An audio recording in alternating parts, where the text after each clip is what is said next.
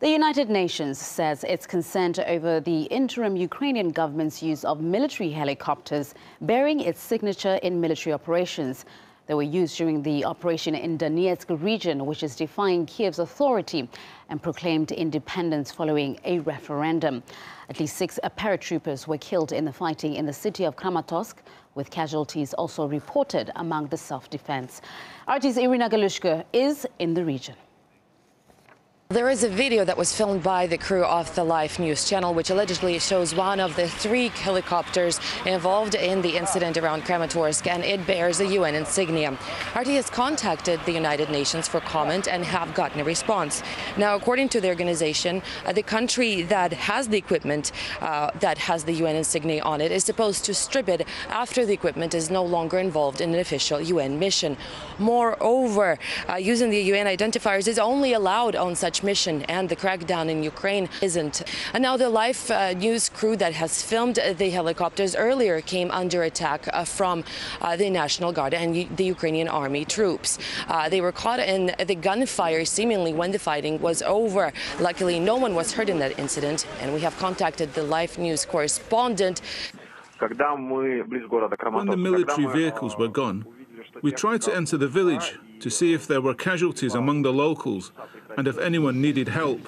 But when we got close, we came across an APC with a Ukrainian flag on it and armed people dressed in black. We were in a car with a sign TV on it, but they started shooting in our direction. We turned around and drove to safety in order not to provoke them. Locals are in horror. They cannot get home. Many took shelter in the basements of their homes. There was indiscriminate shooting, and many bullets hit windows, so it was impossible to hide from them in the house itself.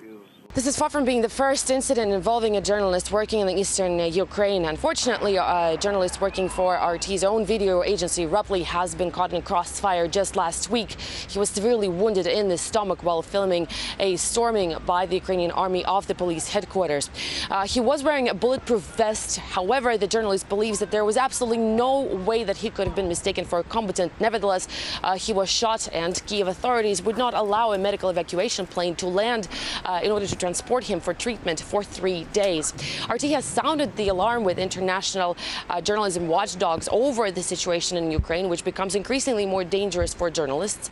European Federation of Journalists has issued their condemnation, saying that absolutely no violence should be used against people who are only armed with cameras, and that reinforces a previous statement made in relation to the situation with journalists in Ukraine. We are gravely concerned that journalists have become overt targets for the principal factions in the current crisis in Ukraine. Journalists representing outlets from various countries, including the United States and Russia, have been detained or denied entry visas, while others have been threatened and beaten.